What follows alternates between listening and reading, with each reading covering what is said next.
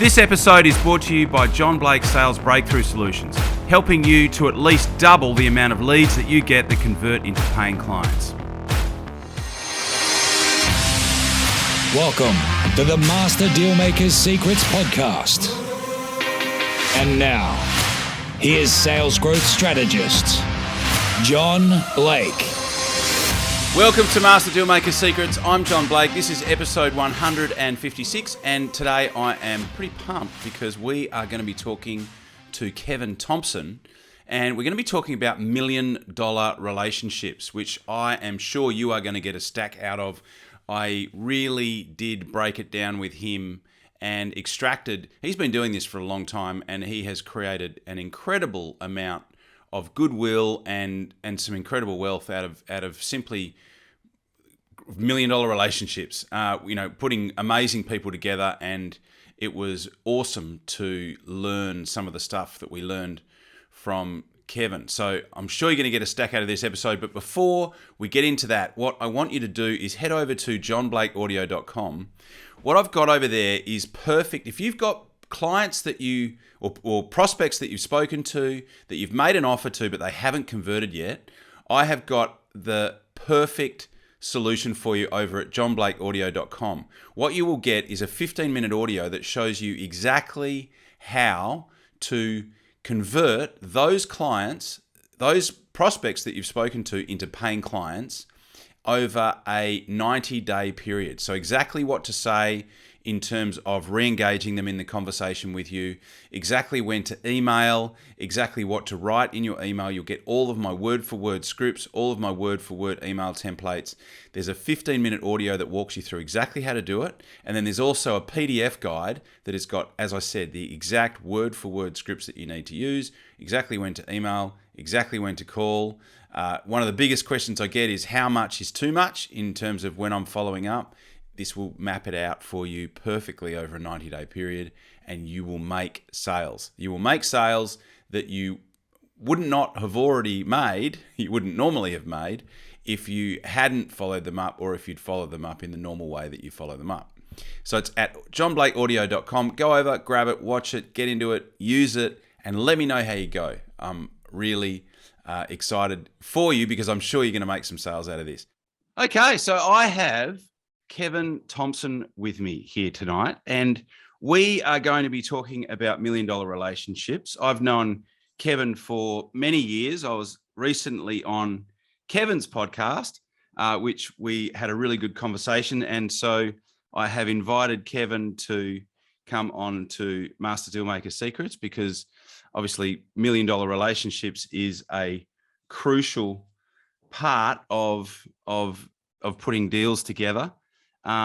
Kevin is an absolute master at this. He's been doing it for a long time. I'll get Kevin to expand a little bit more on his background in a sec, but I'm really looking forward to this evening's conversation because there's so much emphasis that's placed on putting content out there and lead generation and cost per lead and digital advertising. And I think, lead generation has become, it's become commoditized. It's become very churn and burn.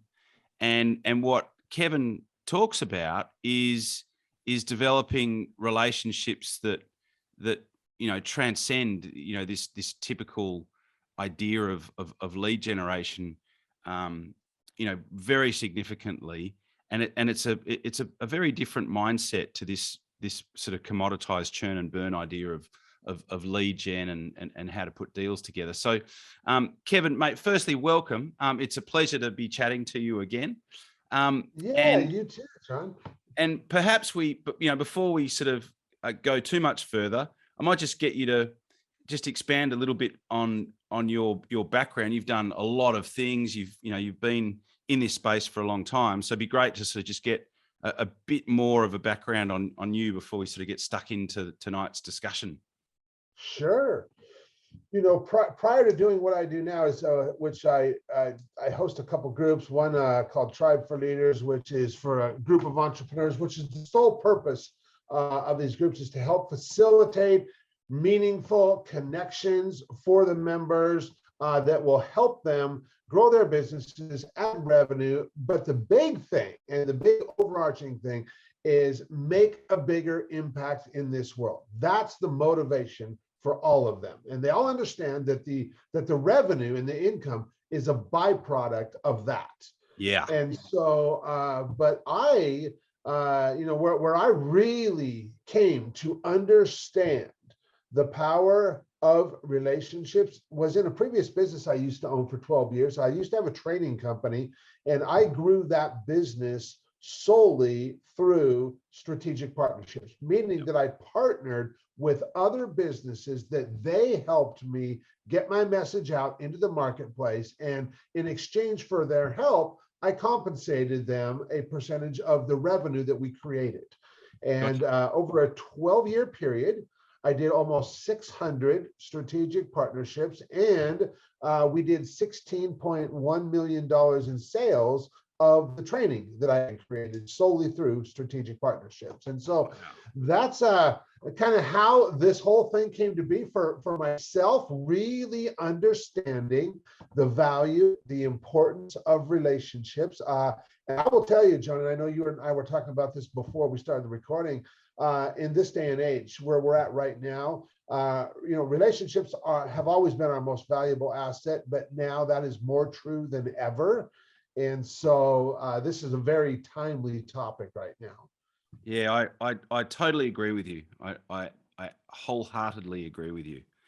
So the interesting thing about relationships is that they tend to, there's a pattern in terms of how they start. And I would imagine that you would have noticed some common denominators that underpin the best relationships. Can you expand a little bit about how you have noticed the most longest standing, the most beneficial, and the most fulfilling and enjoyable relationships start and continue? What are the common denominators? Yeah. So, I'm just chuckling because yesterday, I started my podcast, the $1,000,000 Relationships podcast. I started like 7 months ago. And so I'm relatively new to the podcast world. And just 2 days ago, I got an email from somebody, wanting to offer me their services, but they started off that email by saying, I found you in a podcast directory. Yeah. And I'm like, no, you didn't.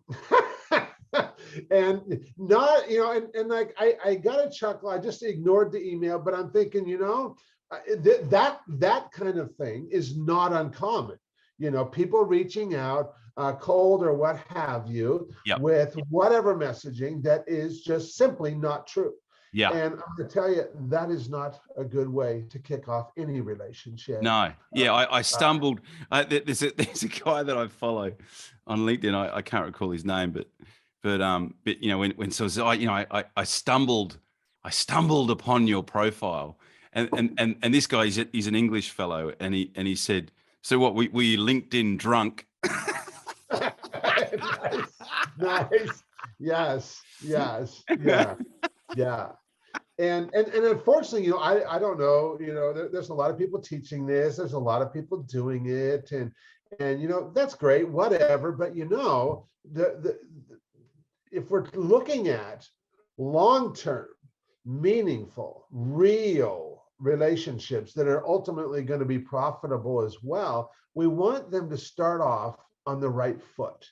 Yep. And we don't want to start off on the foot of being dishonest or deceitful or just even little white lies. So it doesn't matter. I'll tell you. So I'll give you another example. I recently put up a Facebook post because I reread the book The Go-Giver by Bob Burke. Got it. And I've read that one. Great book. Yeah, it's a ripper. And I've read that book, 8 or 9 times over the last 12 years, and I reread it just recently. And I had put up a Facebook post talking about that because, because we're always growing as individuals. When we read a book before, we read it again and we're like, wow, I didn't pick up this or this or this. Yeah. And that's because we've grown, that's why. And that was certainly the case this time. Well, a friend of mine ended up commenting on that post and he tagged Bob Berg in it. Right. And I'm like, oh, well, that's cool. And so then I sent Bob a friend request. And then some other people were chiming in about, man, that is an awesome book. I refer it to people all the time and this and that. And so Bob was interacting with all this. And I was like, I'm going to see if Bob wants to be on the podcast. And so I just sent him a message on Facebook and I said, hey, man, it's really cool seeing you jump in and seeing everybody talking about the impact that your book has had on their lives, and mine included. Yeah. And I host this podcast, and I'll tell you, I have been, your book has had such an impact on my life over the last decade plus. I would love to interview you on the podcast. And did he come on? He did come on, awesome. And we did that interview. Awesome. And see that there's a huge lesson there, John, because the way that I have always started any relationship is with active appreciation, by letting somebody know that I appreciate them, just being genuine, that, just telling Bob, hey, I first read your book 12 years ago and it has had such an impact on my life. Well, you know what? That's 100% true. Yeah. And it makes Bob feel good. He's like, who wouldn't want to hear that, Yeah. And that's a much, much better way to start a relationship. It's just, and I'll let you know that no matter how successful somebody is, no matter how big a business that they run, there is not a person on the face of this earth who gets too much genuine appreciation. Yeah, that's all so true. Crave more of that. Yeah, that's a heck of a way to start a relationship. Yep. Yeah, and if you really do genuinely admire or I think sincerity and being congruent and genuine about the thing that you're appreciating, if there really is a genuine respect and a genuine admiration of that particular thing that you're referring to, then you're aligned right from the get-go, because you're actually talking about something that you have a mutual interest in. So, if we think about our longest standing relationships, they're the people that we have the most in common with, that we are on the same wavelength about and with. So, yes. So how, what better foundation to have to begin a profitable relationship, or even just a relationship that perhaps starts without without what they call the in order to, it just starts because it starts because there's, and the reality, if you think about it, any relationship, John, if there is not that mutual respect and appreciation for each other, how long is it going to last? Because if that's not there, the relationship just kind of starts dying, Yeah. And it dwindles down. But as long as there is that mutual respect and admiration for each other, we might go times where there might be months and even years in between communications, but because another example, last Christmas, during the Christmas season, one of my old Army buddies I got reconnected with on Facebook and stuff. Yep. And I was in the Army from 1983 to 1987. This was like a part of my way back past, over 30 years ago. Wow. And I had not talked to this guy since then. Well, we got on the phone and we caught up, and it was like we picked up right where we left off. Yep. And we were like talking about old stories and experiences that we had and catching up. And then he tells me, he's like, I'm connected with a bunch of other guys from our unit and stuff back then. Yep. We get on a Zoom call every quarter. If you want to join us, you can do that. And I did that over the holidays, in between Christmas and New Year's. I hopped on a Zoom call with like 7 of these guys. Yep. These were all guys that I knew, but I had not spoken with in like 30 plus years. Oh, wow. Wow. We just picked up right where we left off because of that mutual admiration and respect for each other that we had. Yep. And so even though in that instance, those relationships, there was that huge time span in between, Yep. They were still intact, Yeah. Yeah, that's so cool. So mutual respect, active appreciation. What are some of the other common denominators? Because obviously, you've had some that have been, immensely profitable, but you've had some very long ones. What would you say are the other common denominators? Well, I'll tell you, when it comes to business, having profitable relationships is definitely a cool thing too, Yep. And so, Yep. and so if what a relationship that I had years ago is what kind of really set me off on this journey. This friend of mine, Brian, at the time, this would have probably been 12, 13 years ago. Yep. He worked at this company called Boardroom, which they were a big, huge direct mail company. They mailed millions of pieces of direct mail every year, and they sold products that way. And they were trying to figure out the Google AdWords platform, though. Right. And they were really having challenges with it. And he was telling me, he's like, man, Kevin, this isn't our thing at all. We don't even really know what we're doing, but we're trying to figure it out. And I was like, well, I said, do you know of Perry Marshall? And he's like, well, I know of him. I was like, well, Perry and his team, they could totally help you with that. Yep. And he's like, do you know Perry? And I'm like, yeah. I was like, I'll get you guys connected. So I ended up sending an email, get those two connected. Perry and his team did help out the folks at the Boardroom. But beyond that, Brian and Perry just became really great friends. Got it. And about a year later, they hosted this event called the Titans of Direct Response in Washington, D.C. Mm-hmm. And the opening day of that event, I'm getting all these messages, text messages and Facebook messages on my phone from people saying, hey, these guys are talking about you from stage here in a really good light because you're the one who introduced them and stuff. And they're saying, hey, this would have never happened without Kevin connecting us. And my friend Paul texted me. He's like, Kevin, he's like, he's telling me what's going on. And he's like, one never knows where a well-planted seed will sprout. Yeah. And I'm just like, man, that is really cool. And that motivated me because now I'm starting to thinking, you know what, man, wouldn't it be cool if I had a business where that was my thing? Yeah. That's what I did. So I started asking myself that question. I had conversations with Perry. I started having conversations with Brian. I had conversations with all kinds of people to just start like feeling this out. And now fast forward today, here it is. That's exactly what I do. Yeah. And I have made, and it's not just being a connector for people. It's I have so much respect and admiration for the people that I get to serve.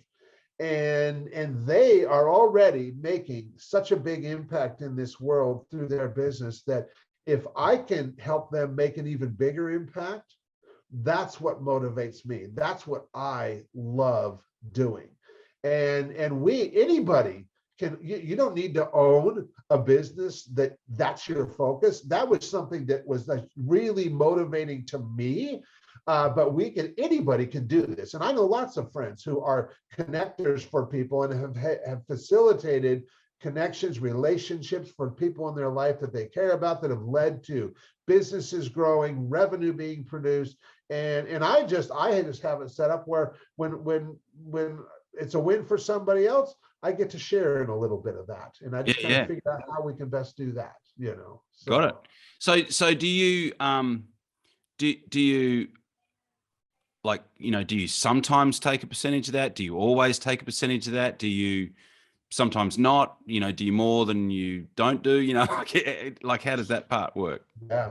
So it used to be that I never did that because I was like, what would people think if if I said, okay, I'm going to connect you guys, but if you guys do something together, I want to share. I want and I'm just like, that didn't sit with me, Didn't feel that good, and, right? Yeah.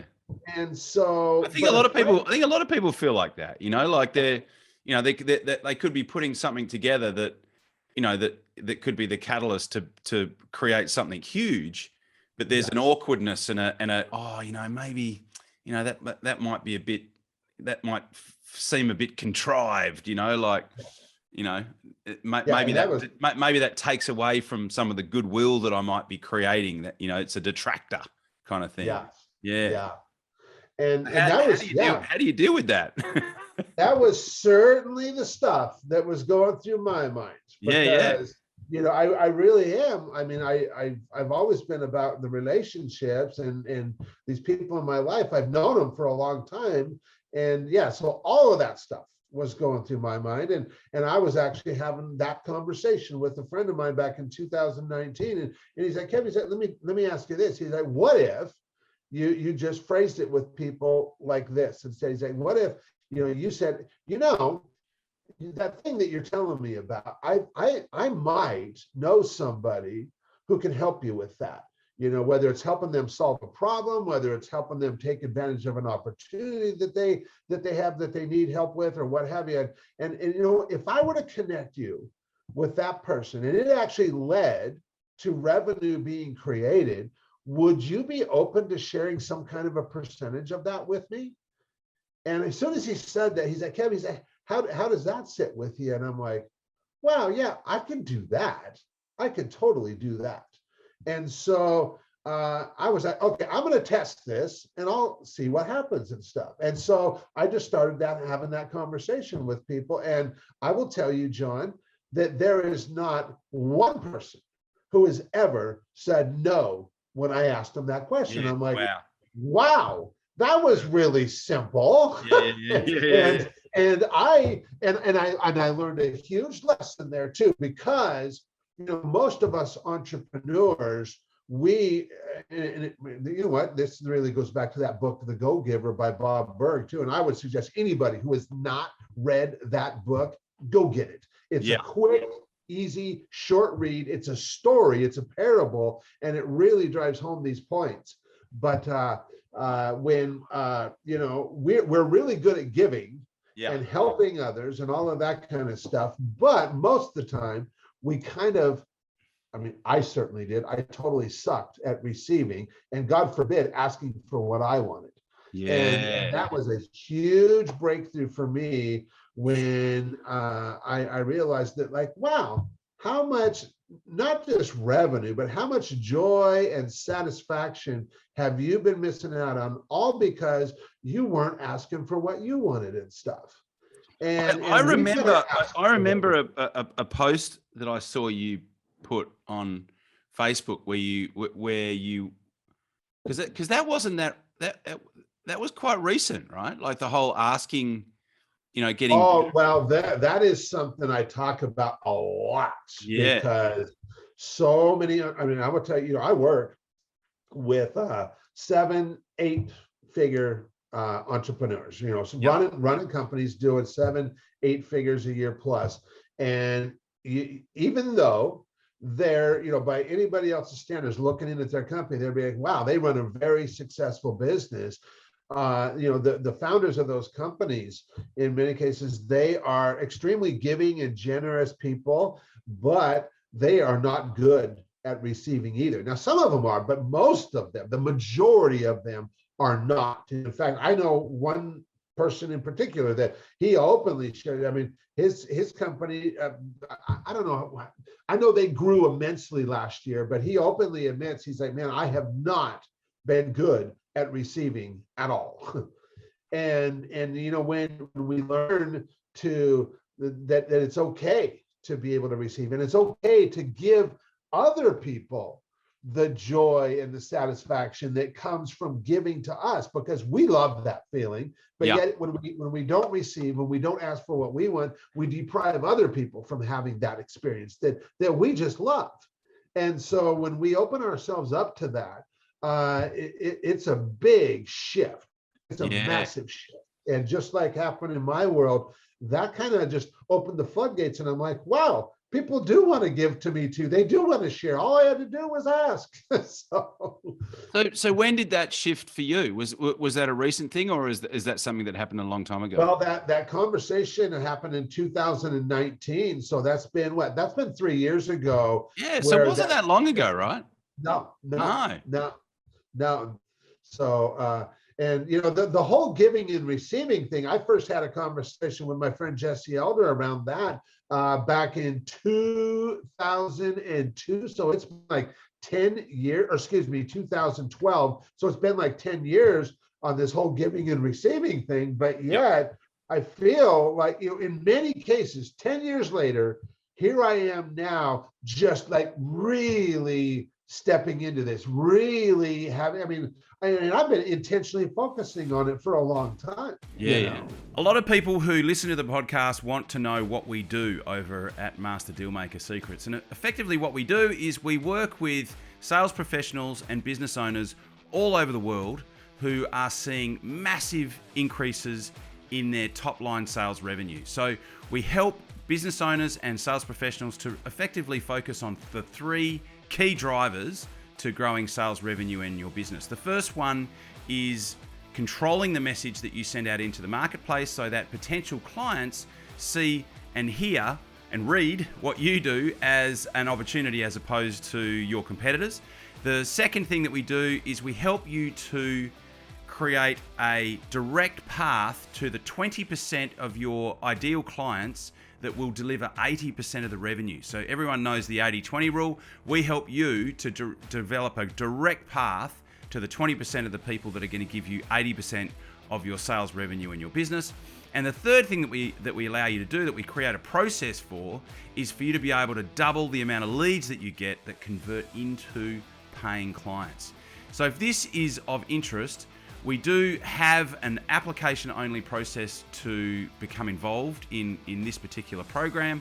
And to get to there, all you need to do is to go to www.johnblakescall.com. So it's JOHNBLAKESCALL.com, and there's a couple of questions to answer there. And then what you'll do is get on a quick conversation with me, and I can find out a little bit more about what you've got going on in your business and see potentially whether what you are doing would be a fit for what we could help you with.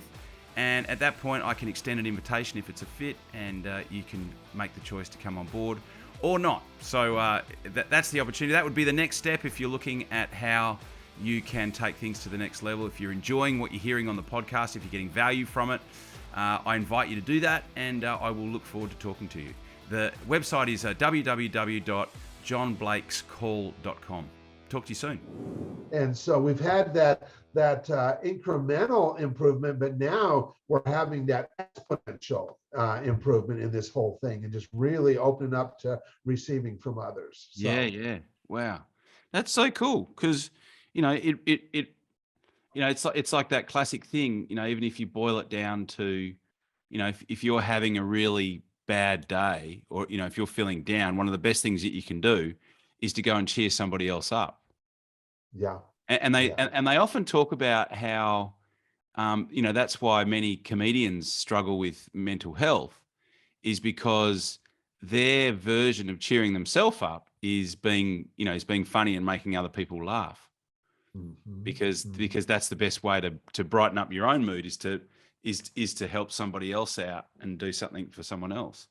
Yeah. So, there's got to be a parallel there in terms of what we're talking about, for sure. Yeah. Awesome. So we've talked about active appreciation in terms of, and mutual respect in terms of starting a $1 million relationship, which is obviously the most fertile foundation that we could put down. And we've talked about introducing people to great people, helping people to further their mission, and having a way that we can actually ask and see if people would be open to sharing a percentage of what might come about in terms of putting great people together. One of the things I was going to ask you is, what happens if you refer somebody to someone and it doesn't work out? Has that ever happened to you? That has happened to Yeah. me, absolutely.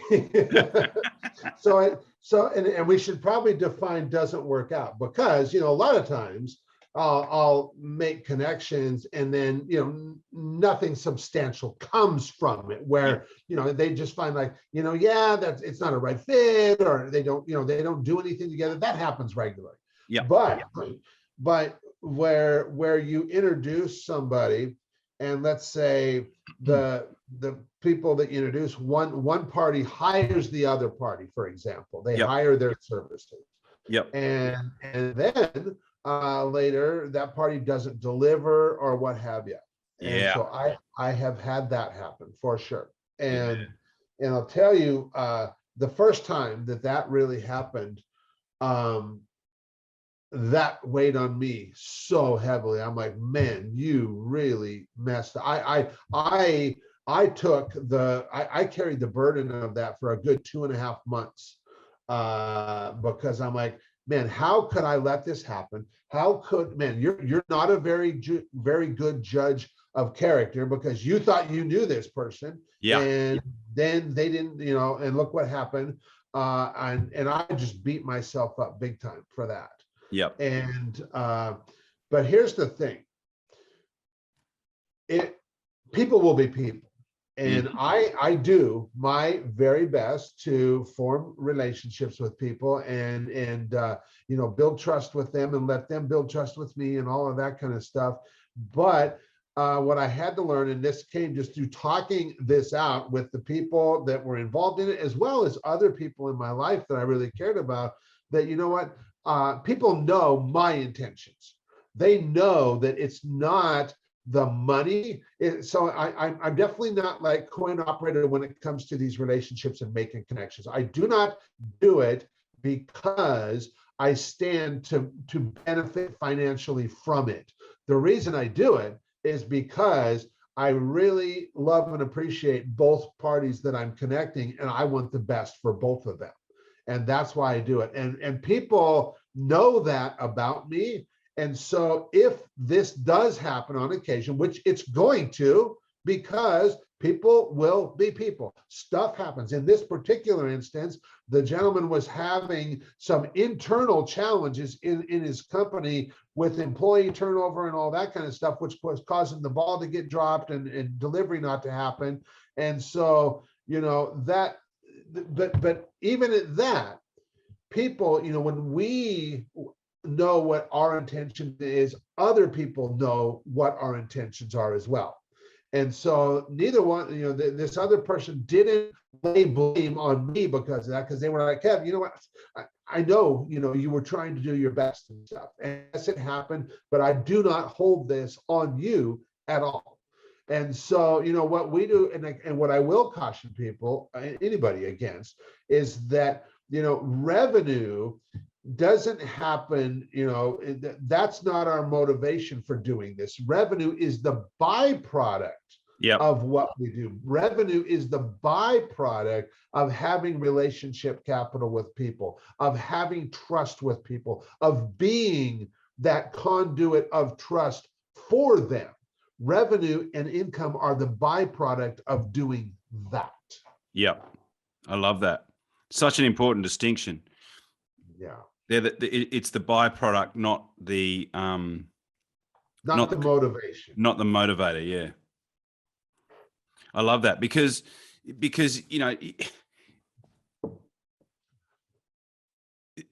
the opposite of being too fearful about, well, what if it doesn't work out, is that you hold back and you resist. And I've felt myself holding back and resisting and thinking, maybe what if it doesn't work out? What if it's, but that's not the right answer either. And I loved what you just said about just knowing your intention and having purity in your intention, because if you have that, even if it does, in the unlikely event or in the likely event that sometimes it doesn't work out, then your intention was clear and clean, and people will and it won't to be less likely to blow back on you. It might blow back on you a little bit, but if people know you and they know your intention and they know what you're trying to achieve and that you had the best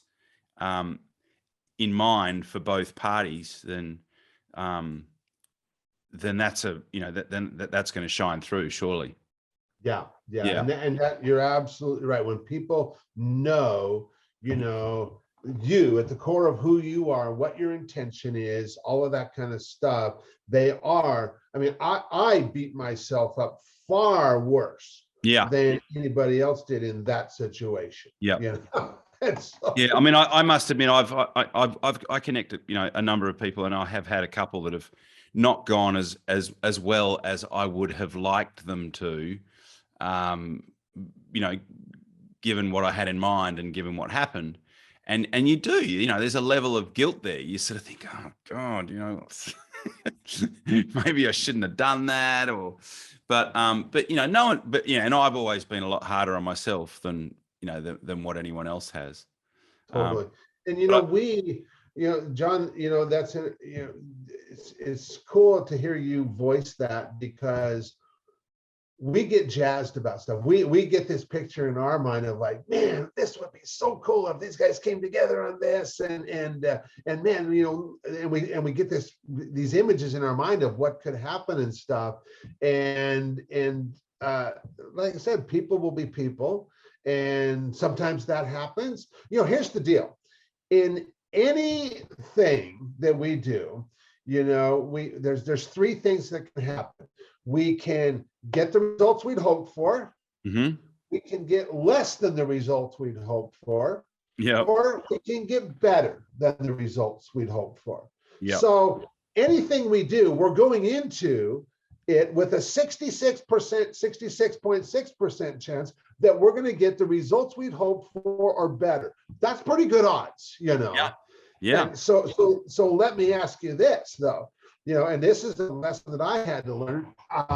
If we connect a couple of people, or if we're working on a project or whatever, so we're collaborating with somebody, and we're going in this, and we're both getting really jazzed about it, like, man, this could happen and this could happen, but in the end, wow, those results that we'd hoped for, we didn't get those results. We didn't get better results than that. In fact, we got actually worse results than what we had hoped for. Yep. But through all of that, do you feel that the relationship that you had with whoever you're working with on this project, in the end, is it going to be furthered, or is it going to be damaged because of the experience that you had together? And when you think about it, it's like, you know what? That experience is going to cause the relationship to be furthered regardless of what the results are. Especially if the relationship sits on that mutual appreciation and mutual respect. Yes. You know what I mean? Like, if it doesn't sit on that foundation, then the relationship might not be furthered. But oh, totally. So yeah. And like, there are a lot of entrepreneurs who are totally motivated by the money, by the revenue. I've ran into people like that.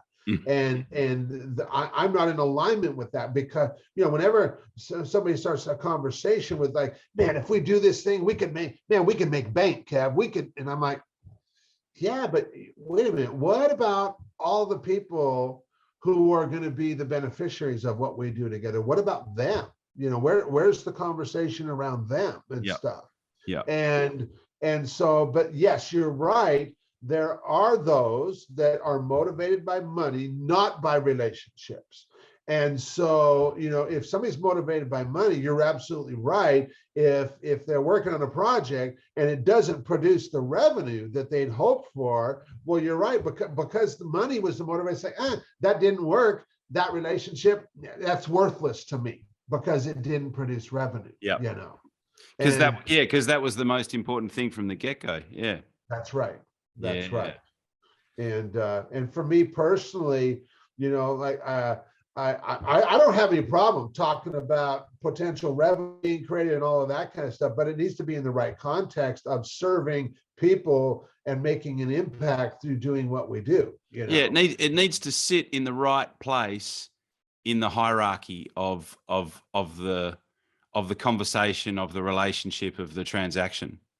Yeah, because here's the deal. I don't care how much revenue I can make from something. If I think for 1 second that it would damage any relationship in my life that I value, I'm out. Yeah. Because I don't care about the revenue. The relationship is far more important to me, far more valuable to me than any revenue that could be created. Yeah, I agree. These are such important distinctions, and I think if you went back and examined, the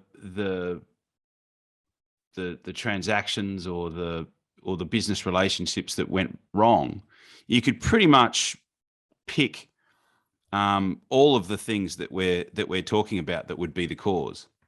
Yeah, it's quite simple. It's like if you have that shared mission, if you have mutual appreciation, if you have mutual respect, if you're aligned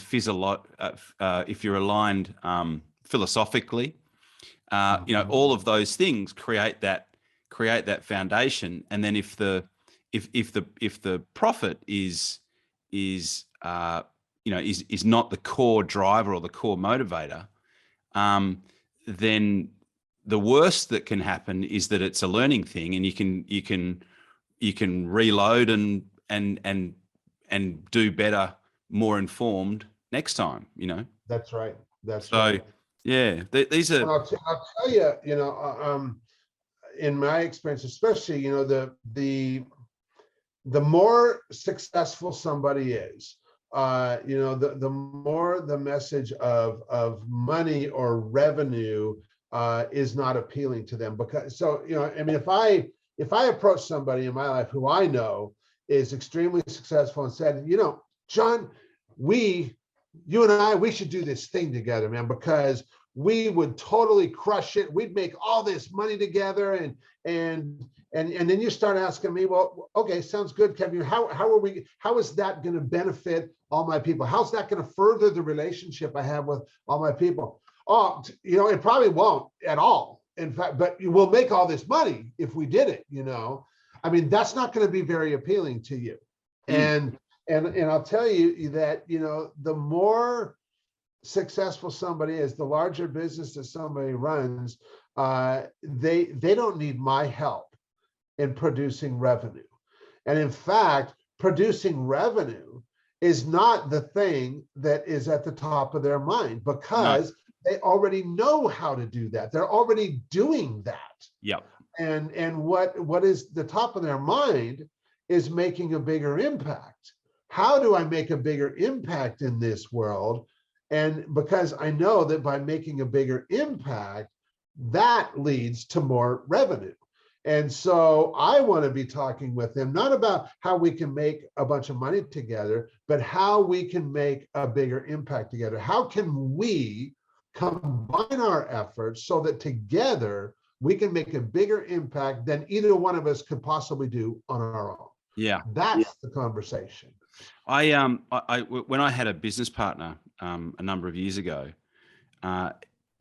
he was a super creative guy, and he used to come to me with all sorts of different ideas that and in the, what it's like in this, in the consulting business, there's so many different things that you could potentially be doing. You could watch 4 webinars a day and launch 4 different business models based on or 4 different approaches, based on what you might learn in those webinars. And so he would come to me with a bunch of different ideas, and I didn't want to be that guy that was just the negative.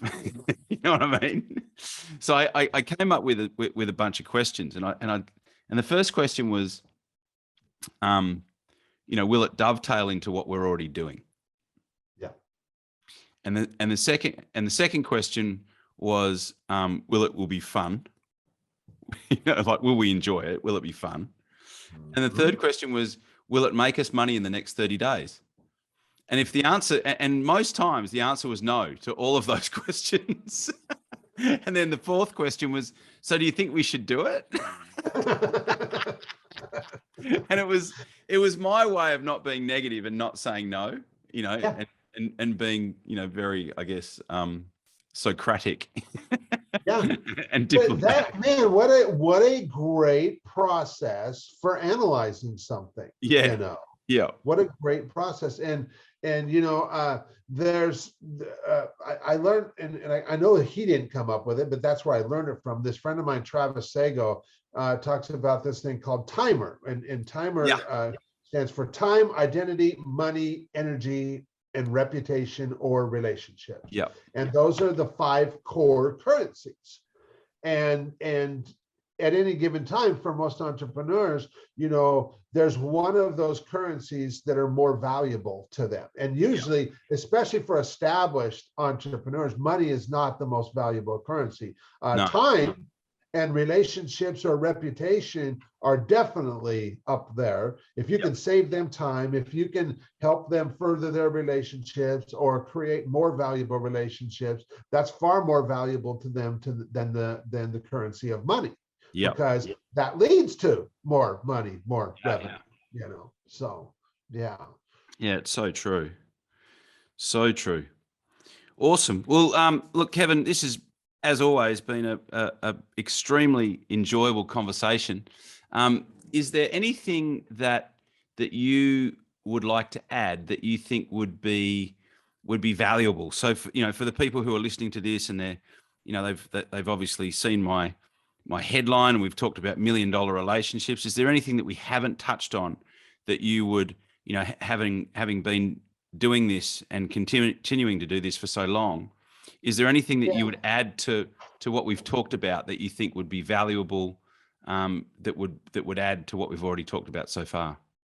Yeah. So here's when we're in networking situations, John, you and I met in Kevin Nation's family mastermind group. That would be considered a networking situation, and a pretty damn good one at that. Yeah. Because of the financial and for you, John, not only the financial investment to be there, but you had a substantial time investment to be there.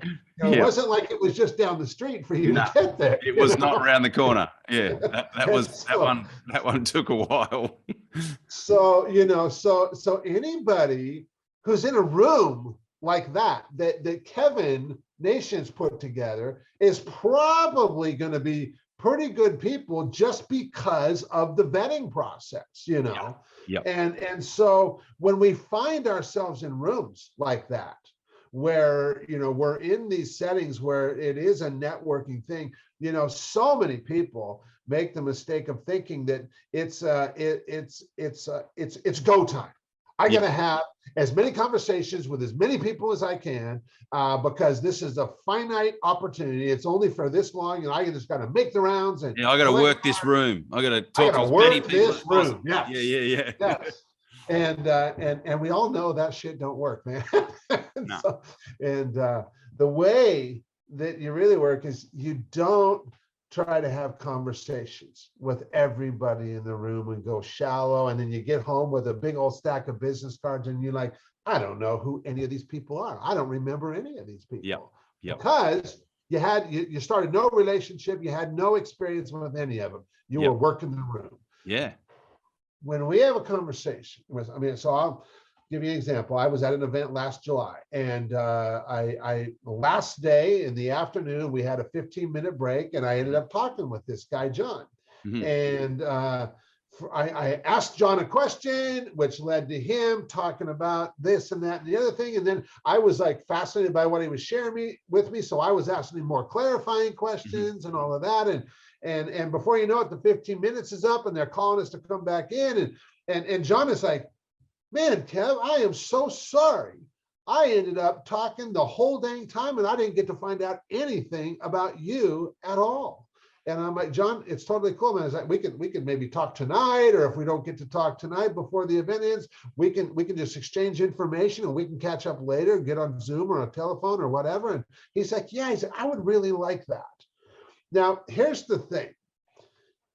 When we have a conversation, I mean, we've all been to events where we ran into those people who are working the room. They're the ones that are standing there in conversation with you, and you ask them a question, or they'll ask you a question, better yet, and then you start answering them, and then they're just kind of like skiing in the room. Yeah. Exactly. Who else is here, man? Who else do I want to talk to? And they are not engaged, and you know what? How does that make somebody feel? Yeah, shit house. Terrible. And it makes you feel like you're not important at all, that they just asked you this question. They don't give a rip about, but what happens? I mean, for me, I love talking with entrepreneurs. I love hearing what they're up to. I love hearing about the next mountain they're trying to climb. I mean, that is fascinating to me. And so what would happen if you ask somebody a question? Hey, what are you working on right now that most excites you? Well, I got news for you. They're going to start telling you, man. And they're going to get animated about it too. And then when you, God forbid, are actually interested in hearing what they have to say, and not only hearing what they have to say, but as they're sharing with you, you're asked, man, tell me more about that. What was that like? And you being engaged with them, and like, and don't look at this as a strategy. Don't look, oh, I'm going to work the room that way now. No, BS. Don't look at this as a strategy or a tactic. Just let it be who you are. Just care about other people. And here's the thing that happens when you do that is you give people an amazing gift. You give them the gift of being seen, heard, and understood. And that is something that they hardly ever get to receive. And that feeling, we've heard this thing about, that it's how we make people feel is far more valuable than anything we can possibly say. Well, this whole, like that conversation with John, I barely said a word for the whole 15 minutes. But how he felt at the end of that was of feeling seen, heard, and understood. He was like, damn, I just want to talk with Kevin. And John, you and I, before we started recording, you were saying, hey, Kevin, you know who does my podcast for me? Well, this guy, John, his company now does my podcast for me because of that relationship. Awesome. So. Yeah, the thing I have probably given myself a hard time because in those networking situations, I intuitively, so academically, it's like, okay, well, you're in a networking situation. So, what's the best thing? What's the rule of the game? What's the outcome? Like you said, hand out as many business cards as you can, collect as many business cards as you can, and then follow up on Monday. Well, I don't do that at all. Like I'm the thing that I do is I typically am drawn to, I'll typically be drawn to like one or two people, and I'll just talk to them for most of the night. You know what I mean? It's like, who am I drawn to? Who am I gravitating toward? And then that will be the person that I'll start talking to. And that's about as, that's what'll happen. I'll talk to that person. I'll find out what they're doing, and it'll be because we're on the same wavelength, and that was the person I was meant to talk to. That's right. You know what I mean? Here's the thing: you can try to work the room and go really shallow with a whole bunch of people and have no connection whatsoever. Or you do like you just said, and you go really deep with just a small handful of people, whatever. I mean, and there's not a number. You don't go into the room thinking like, I want to connect with this number. No, it's just, you just connect with who you're drawn to. And the thing is, you do it that way.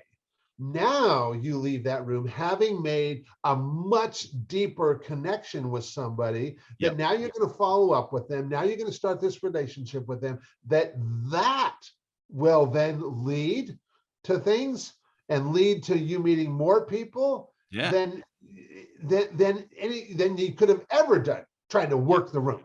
Yeah, exactly. And there might not be any